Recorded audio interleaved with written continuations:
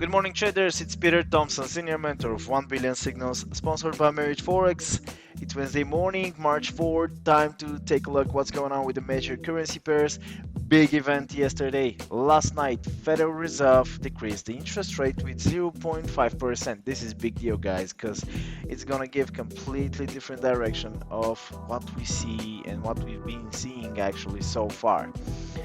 So we start with the economic calendar. Tuesday evening, this is the major event. Fed decreased the interest rate. CPI for the Eurozone 10 a.m. GMT yesterday, 1.2% compared to the previous year, 1.4%. The CPI is going down, which is not very good for the euro. Healthy consumer price index inflation is 2%. Every country is aiming for 2% CPI. Wednesday, what we have today, gross domestic product for Australia. It was released 12:30 in the morning, 0.5%. It's not a big event. I wouldn't say it's a big event. Gross domestic product, this was many years ago, but right now it's not bringing a lot of volatility. Great British Pound, we have 9:30 in the morning, in about a couple of hours. Composite PMI, services PMI, very volatile events for the GBP, so it's gonna be interesting. Treasury Committee is gonna have hearings. We don't have fixed time. It's tentative, which simply means we don't have an exact time when exactly this is gonna happen. ADP non-farm employment change 1:15 p.m. GMT, 3 p.m. ISM non-manufacturing data. Interest rate decision in Canada today is gonna be crazy day. 3 p.m. and 3:30 crude oil inventories for Canada. Thursday, two speeches, and that's it. Carney and Polos are going to give a speech. 5 p.m. for Carney, 5:45 for Polos, UK and Canada. And Friday, of course, our first Friday of the month, NFP unemployment rate, employment change and IV PMI. Employment change and IV PMI for Canada, NFP and unemployment rate for US. So definitely it's crazy week, and it's gonna give us very good opportunities. Euro US dollar, let's take a look at the technical perspective, because we can have some very good charts this week. Euro US dollar, what do we see in front of us? The price tested 1.1175.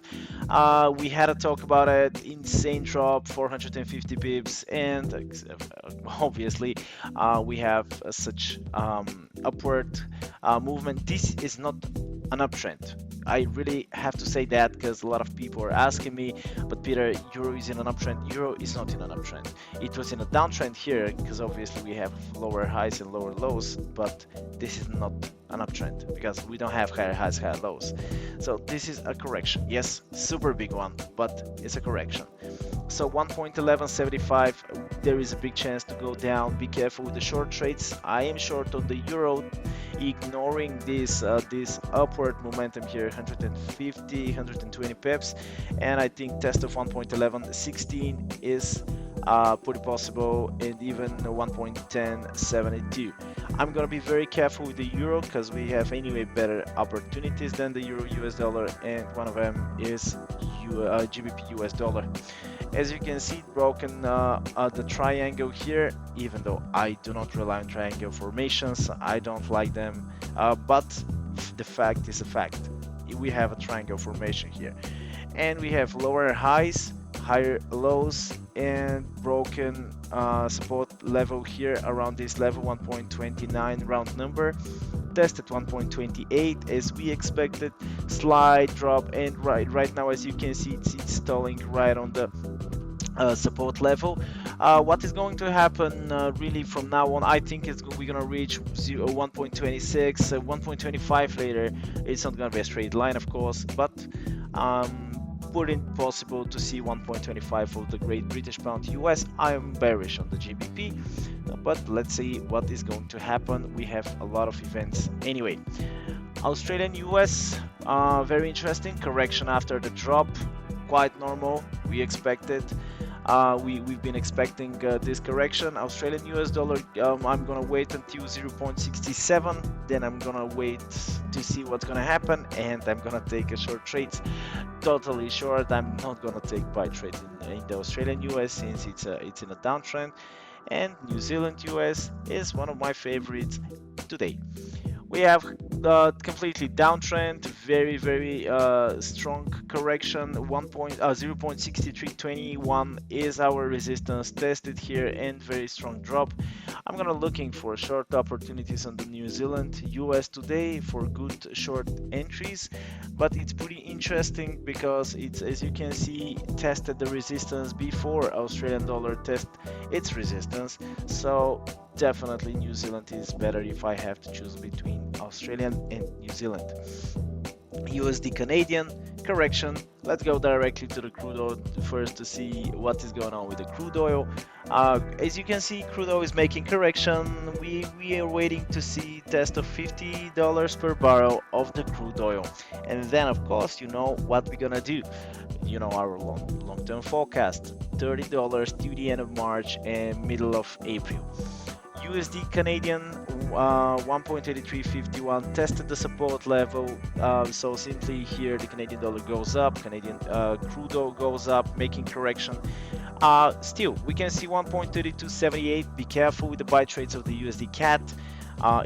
We are going to buy USD Canadian, but just for now, be careful because crude oil haven't reached 50 yet, the resistance level. So that's why we can see the USD CAD continue going down.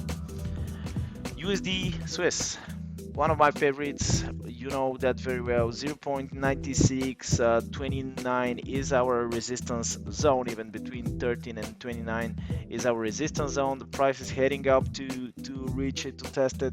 For now, I'm not gonna take any short trades on USD Swiss.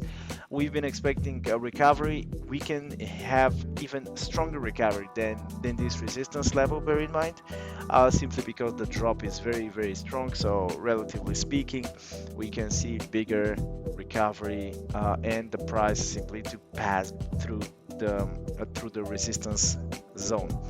But yeah, when it comes to direction, I'm completely short and I'm gonna wait. USD Japanese, pretty similar, tried to make correction after the drop here. As you can see, didn't manage to continuation to the downside. We took a short trade on USD Japanese with my students, and it worked very well. 107.04 round number support level, and I think you could have extracted approximately 100 pips out of this trade, which was very good one. USD Japanese can reverse to the upside to test 107.88. Be careful with the shorts for now. And after that, breaking out 107, I am totally bearish on the USD Japanese for now. So thank you very much for watching, guys. Really hope this is helping. These videos are helping you, of course.